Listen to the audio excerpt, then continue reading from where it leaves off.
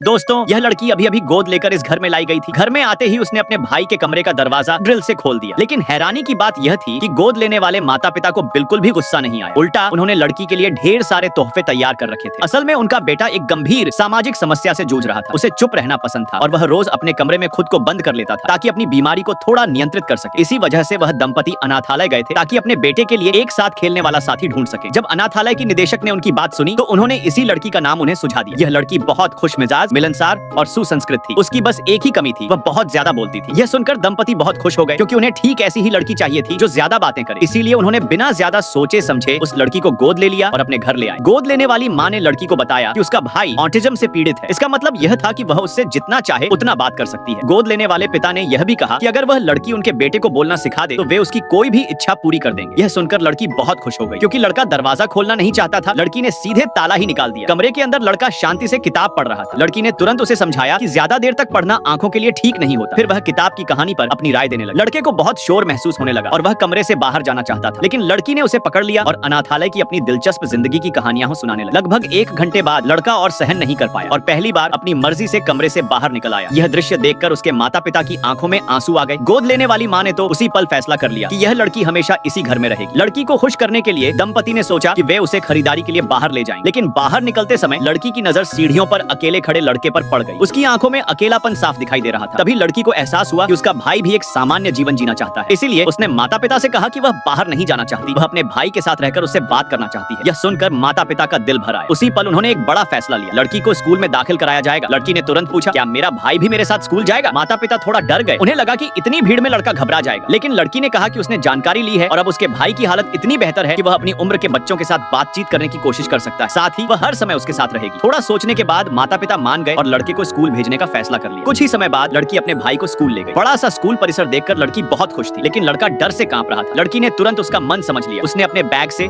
2 electronic घड़ियां निकाली, एक अपने लिए और एक अपने भाई के लिए। उसने कहा, अब जब भी तुम्हें कोई परेशानी हो तो इस घड़ी से मुझे बुला लेना, मैं तुरंत तुम्हारे पास आ जाऊंगी। यह सुनकर लड़का थोड़ा भावुक हो गया। उसने पहली बार महसूस किया कि शायद एक बहन होना सच में बहुत अच्छी बात है। सब्सक्राइब और नेक्स्ट पार्ट।